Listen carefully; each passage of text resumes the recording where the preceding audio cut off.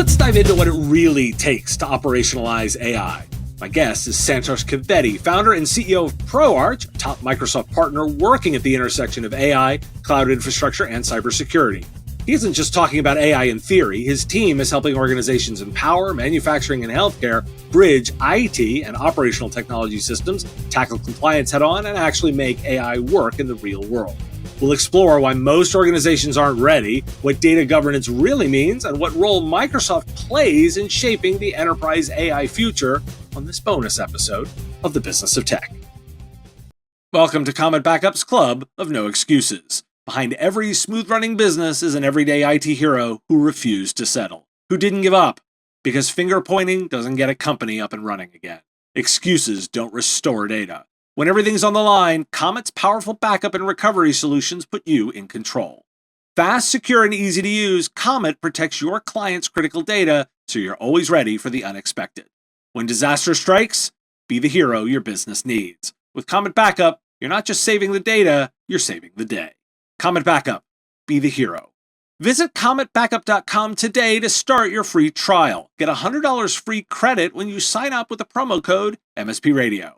Because heroes don't wait, they prepare. Well, Santosh, thanks for joining me today. Thanks for having me, Dave. Glad to be here. Well, I'm super excited to talk to you because your organization, ProArch, is actually doing work with AI. And I'm going to start with kind of a real basic question. Tell me what kind of projects you're doing right now with clients. Oh, great question. So our projects range from getting someone started on AI journey, which is where do we get started? We'll get them started on empowering individual roles by AI. Then we go into workflows, processes. Then we go into data deriving or applying or modeling on top of data, and then customizing or building all the way to building custom AI applications. So that's the spectrum that we run. Now, implied in the way you just answered that is something that I find really interesting. So you talked about the workflow and then the data. I would have guessed, actually, that you'd think about data before workflow. Talk to me a little bit about the kind of thinking of what you need to ask customers to make sure they're ready for AI. Oh, that's a great question. So look, AI readiness is an important first checkpoint for us with all of our customers, right? And AI readiness really depends on your data readiness. If you don't understand your data readiness, you really don't understand your AI readiness. The data is a prerequisite. Just having the basic data governance, data quality, data controls in place, without that, there is no point in starting the AI journey. Even if you're just using simple tool like Copilot, right? Your exposure is great if you don't have proper data controls. So that's as simple as that.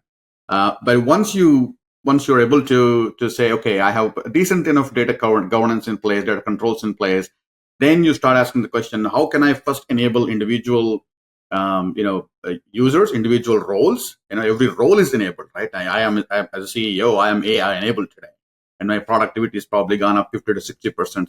As I start using various AI tools, then you start looking at the functions, the processes, workflows on AI where AI can be applied. Okay. Now, based on your organizational maturity, I'm sure everyone's got data everywhere. Then you start looking at, well, where is your data and how are you using it? Conversation. That's when you start looking at their data to see, okay, is it modeling ready? What kind of modeling? Why modeling?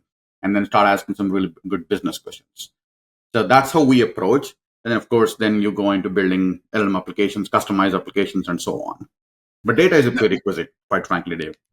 Now let's do a little bit more examining on that data governance piece, because that's kind of a really critical first step. And one of the promises of AI, of course, is the idea that your data doesn't all have to be perfectly structured, right? That's one of the promises. Mm-hmm. But at the same time, when people say data governance, it kind of implies, well, there needs to be a structure to it. Talk to me a little bit about what data governance means to you and how you test successful data governance. Oh, really good question. So we could probably have a podcast on its own for that. So to keep it simple, right? So let's not confuse data structure. Yeah, AI can consume data in any form, any structure. Let's not confuse that with having proper data governance. To me, what data governance is, hey, what's your exposure? Do you really understand your data risks? Okay. Let's say you use a simple tool as Copilot. Okay. is it true that when you simply ask a simple question, your data can be exposed, meaning that you're sharing some sensitive information with someone who's not supposed to have the information? Okay, if you can answer that basic question, then you're good to go. So for me, the governance is a basic hygiene, data access controls, classifying the data, just labeling it data, and making sure that you have some kind of an access control on your data, without which it's very difficult to implement it to any basic tool, even as simple as a Copilot. Now, it feels to me like this would be an area where there's a lot of opportunity, because my suspicion is most customers are kind of pretty bad at this. Give me a little bit of your sense of the lay of the land on what you're finding in terms of readiness to go through this process. Oh, on the scale of, let's say, 1 to 5, 5 being fully ready, most organizations are probably at 1, or 1.5 at best. And some of them think they're ready, but when you look down to it, they're not. Because very rarely, especially if you look at SMBs and mid-market, they're busy doing stuff. They don't have the time to say, okay, let me look at my data flow and let's see who has access to what. Did I even classify that? Did I even understand my data? Who owns it? Why? And what kind of access one should have, and so on. So the readiness is actually, quite frankly, very poor. And it does. And then also there is this myth that data governance requires a lot of cost. There is a lot of overhead to data governance, and that's a general myth that we come across. Whenever we use the term data governance, everybody assumes, oh my God, there is a team of people working on some things. No, it doesn't have to be that way. Especially not for SMBs and not for mid markets. There's a simpler way to do this, and simple steps, easy to do steps. They will gain a lot out of that. Now, you're right. We could spend a whole podcast on that. And without giving away all the secret sauce, walk me through a little bit about some of your thinking on what those steps should look like. Okay. So once my recommendation to our customers, and this is the approach we take. Okay. Let's start with, let's say we're trying to apply, or we're trying to understand your HR data. Let's first understand what data, HR data is, and who owns that data. Okay. And quite frankly, when you boil down, there are only probably 20 to 25 different types of elements, data elements that you look at. Just classify them, label them, have access controls in place to say, okay, this user, this role has access to this type of data. I'm telling you, you're already like 70, 75% there. If you just do this basic stuff, okay, that's what we recommend as a good start. And then you start scaling and understanding the data. And I know you can classify data domains, you can define owners, and you can elaborate and do all of that. But simple steps will get you a long way, in my opinion. I suspected it might look like that. So talk to me a little bit about the way different industries might look here. So because I would think that there's some different AI adoption between like critical infrastructure industries like power or healthcare compared to, say, like a traditional enterprise or SMB IT. Talk to me about the way AI adoption differs across industries. Yeah. So some industries are driven by compliance. And what we've seen is in healthcare, they try very hard to be compliant. And their motivation is compliance. And sometimes I think it's misplaced. Compliance should be an outcome of a good hygiene, not the other way around. Okay. Critical infrastructure, their misconception for the most part is, hey, we have things locked down, and therefore it's secure. And I don't think they go deep to understand the data and actually to do the basic data hygiene checks. Okay. We've seen that time and again. For them, because they're locked down, their operations, manufacturing too, their plant floors are locked down, and therefore, okay, I'm safe. That's a misconception. And it's very easy to prove why that's a misconception. So again, and of course, SMBs and in any industry, they typically have not gone through the journey to really look at the data. And there's a conception of, hey, I have basic security controls in place, or maybe even I have an MDR service I'm subscribed to, and therefore I must be safe. My exposure is very limited.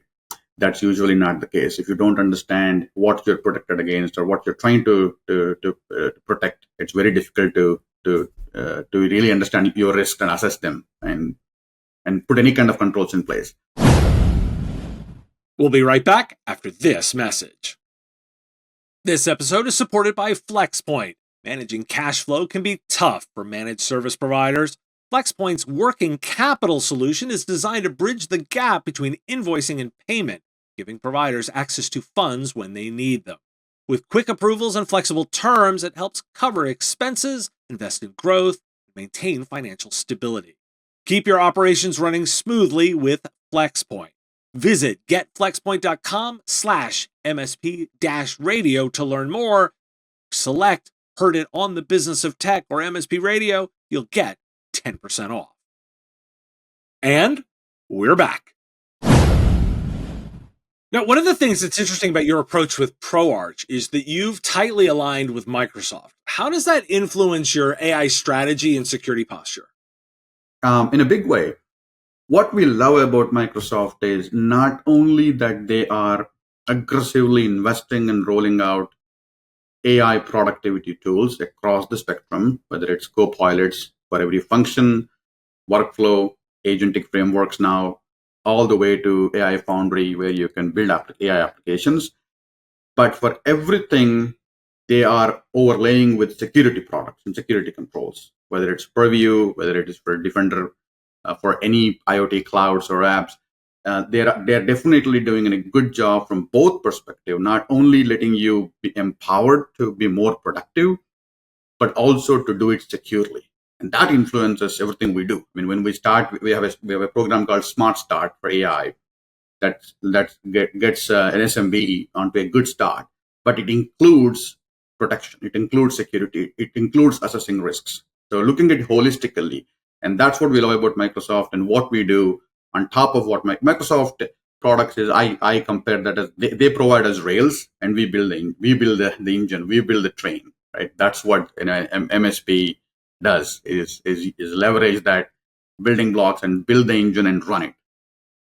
Now, leaning heavy into Microsoft has some certain benefits, as you've outlined there, but it also potentially has a couple of risks, like around the idea of vendor lock-in or limiting flexibility in tooling. They've got a delay in some of their deliverables from OpenAI. How do you address the risks of leaning into a single ecosystem? So we look at pros and cons. We've had many customers, for example, we're working with one of them right now, where they are using Copilot, but they also want to subscribe to Enterprise ChatGPT. So you really have to look at why. Organizations will have to understand that by just the virtue of having Microsoft ecosystem, they already have an AI. It's their AI that the training and building. Okay. Now bringing in another AI system has advantages, but also disadvantages. Now you have two AI systems to work with, two LLMs to work with. And if they're not talking to each other, you lose that intelligence and insights, right? So we look at why and what does one provide and other doesn't, and is it really that much advantageous for you to have something like and Microsoft for the most part works with. I think they do a good job in working with many vendors. Yes, they are not timely. They're always catching up just by the nature of that. But overall, is it better off working with what you have and expand that? Another risk that we run into time and again is not just with Enterprise ChatGPT. Most other tools are all AI enabled. Okay, we have a customer who wanted to implement contract lifecycle management that is AI enabled. Great, but then that AI now is sitting in isolation, and you have your Microsoft AI, Copilot AI, and this AI. And again, if they are not talking to each other, then you lose the advantage of having a true corporate AI. So now the discussion is about how to make them talk to each other, how to integrate them so that the intelligence exists in one place. The access to intelligence exists in one place at least. Now, you've mentioned a couple already in terms of light customer mentions, but I know you've got an answer to this one. Can you talk me through like a real world example where you used AI to really transform operations within a client? Absolutely. So I can use several examples. One simple example is an SMB. I'll take an SMB. They wanted to get on AI. They were thinking about rolling in AI policy and rolling Copilot. So our Smart Start program looks at their AI readiness first. And as I said, AI readiness starts with understanding your AI risks, AI literacy, AI literacy is very important because most organizations are not prepared. They don't have the skills to get on that AI journey, and therefore they don't know how to use it effectively. Okay, so we have to really get that first right before we get them on the AI journey. Then we try to say, okay, what business problem are you solving? In this particular case, they were a marketing agency, so we walked them through. They really wanted to use it from research perspective. So how can individual expert be enabled with an AI? Then what are your workflows? Where is your research coming from? What kind of research and what is important to you? So we have a tool called AI Examine. It looks at AI from bias perspective, accuracy, fairness, and other ethical considerations. And you can test an AI implementation just like your traditional software implementation. That's not going to work. So AI poses different risks and has to have a different approach to actually say, okay, we're doing this accurately.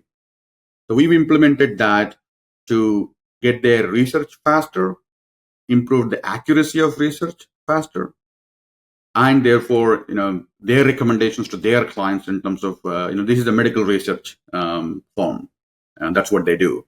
And they were able to improve their overall productivity and accuracy of their research and their deliverables by about 15 to 20%. Now, as we wrap up our time here, I kind of want to get your philosophy on this, as you've made it concrete, but I want to get your philosophy on the approach. There's a lot of rush to do AI as part of like a digital transformation. It seems to me that the opportunity is either one or two things. Either the first is it's an element of automation, where we're going to automate a lot of work, or it's augmentation, where we're taking humans and we're making them better. How do you measure in your mind the ROI? Is it about automation or is it about augmentation? That's a very good question. So we actually have 3-4 models based on the use cases. We don't consider automation as AI. And I know a lot of times when we get into engagements, we realize that there is 90% automation here and 10% AI, even though they're thinking, this is an AI project, it has like 90% is just simply automating it, not really applying any kind of AI. But we have to differentiate that. We have to really differentiate, okay, what is automation and where are you really applying AI? And when you start looking at the application of AI, then you can look at different metrics: individual productivity of a function, the output of that particular function or a process that you're looking for. And I'll give you an example.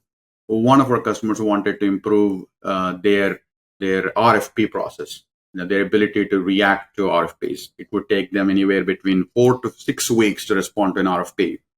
Well, cutting it down to a week by applying AI is a good outcome. Improving the efficiency or the win rate even by 10% is an excellent outcome of AI.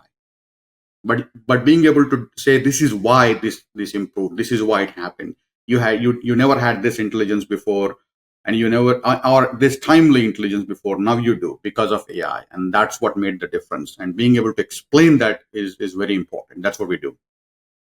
Well, Santosh Kaveti is the founder and CEO of ProArch, a top Microsoft partner specializing in secure enterprise-scale AI implementation.